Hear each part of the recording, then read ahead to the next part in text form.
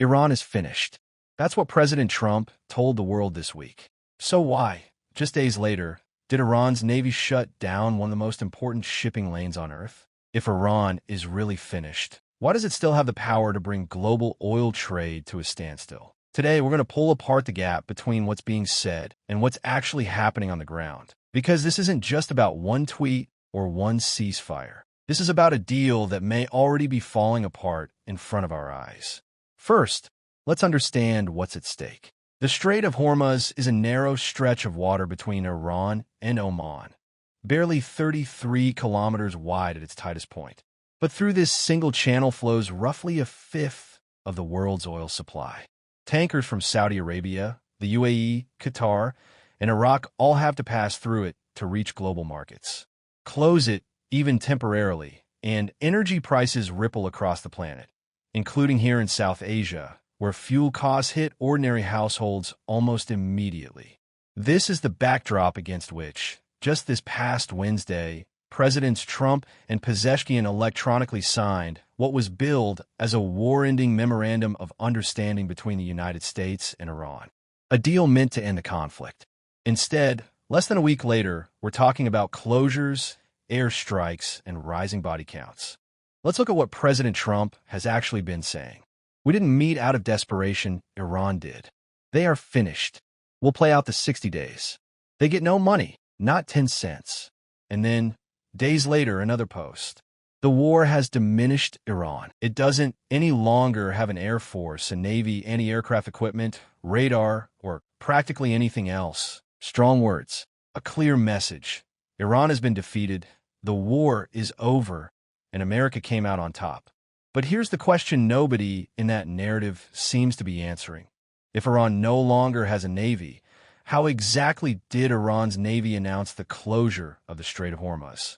That's not a minor inconsistency. That's the entire narrative falling apart in real time. So what actually happened? According to reports, Iran's Islamic Revolutionary Guard Corps issued a maritime radio broadcast declaring that the United States had violated the terms of the new agreement. Their conditions for reopening the strait were specific: a full Israeli withdrawal from Lebanon, the complete lifting of the naval blockade, and the withdrawal of American forces from the Persian Gulf region. Their statement was blunt. The Strait of Hormuz will remain closed until these conditions are met. Any vessel that defies this directive will be targeted. This wasn't even the first warning sign. Even before this declaration, Iran's Persian Gulf Strait Authority had already been asking ships to file transit requests 2 full days in advance, a sign that, on paper, the strait may have reopened, but in practice, it never really returned to normal. So while Washington was celebrating victory, Tehran was quietly setting the terms for confrontation. But to really understand why Iran made this move, we have to go to southern Lebanon, because this is where the so-called ceasefire was actually being tested in real time.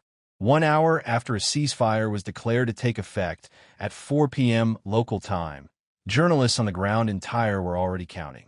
13 Israeli airstrikes. In Nabatia, in Kfar Kila, in Kfar Sur, multiple locations along the front line. This came just hours after Hezbollah ambushed Israeli troops near Al Yadaha Hill, killing 4 soldiers. Israel responded, and according to Lebanon's Ministry of Public Health, the toll from midnight to that afternoon reached 47 people killed, including women and children, with 97 wounded. Israel says it struck more than 100 Hezbollah targets in 24 hours, including command centers in the Bekaa Valley. But journalists on the ground reported something else too. Residential homes hit, entire families wiped out. And Prime Minister Netanyahu's own words made the intent clear. Israeli forces would remain in Lebanon as long as necessary, and Hezbollah would pay a heavy price for attacking Israeli soldiers. This is the so-called ceasefire Iran was being asked to trust. 1 hour in, and it was already broken by airstrikes, by shelling, by death tolls climbing in real time. This is the direct link back to Iran's closure of Hormuz. The conditions Iran demanded, Israeli withdrawal, and end to the blockade, were the exact opposite of what was unfolding on the ground in Lebanon. And if you think the contradictions stop there, they don't. Because even inside Israel's own government, There are voices openly rejecting restraint.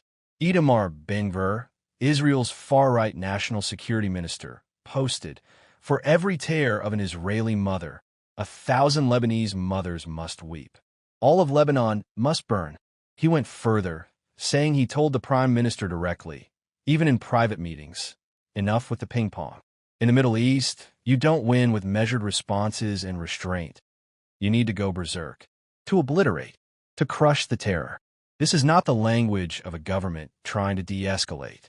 This is a senior minister publicly calling for unrestrained war, while his own prime minister is supposedly operating under a ceasefire agreement. So now we have three competing narratives in the same 48 hours. An American president declaring total victory, an Israeli minister calling for total destruction, and a ground reality showing neither peace nor full-scale war, just a slow, bloody collapse of whatever agreement was signed on paper. Let's put it side by side. Trump says, Iran is finished, the war is over. Reality says, the Strait of Hormuz is shut. 47 people are dead in 24 hours. A ceasefire collapsed within 1 hour of taking effect, and a senior Israeli minister is publicly calling for the destruction of an entire country. So who, exactly, is winning this war? And more importantly, is there even a deal left to enforce?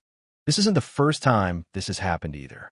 Reporters on the ground have pointed to a previous ceasefire collapse on April 8th, following the exact same pattern. An agreement announced, followed almost immediately by continued strikes, followed by a blame game between both sides. That's the cycle this region keeps falling into. Deals signed for headlines, but with no real enforcement mechanism behind them. And for the rest of the world, including right here at home, that instability translates directly into oil price shocks, fuel uncertainty, and economic ripple effects that have nothing to do with the politics and everything to do with how much you pay at the pump. Trump says Iran is finished. The people of southern Lebanon would tell you the war never really stopped. And somewhere in the Persian Gulf, ships are sitting still, waiting to see who's telling the truth. So tell me, do you think this deal survives the next 60 days? Drop your thoughts in the comments below. And if you want to stay ahead of where this story goes next, make sure you're subscribed, because this is far from over.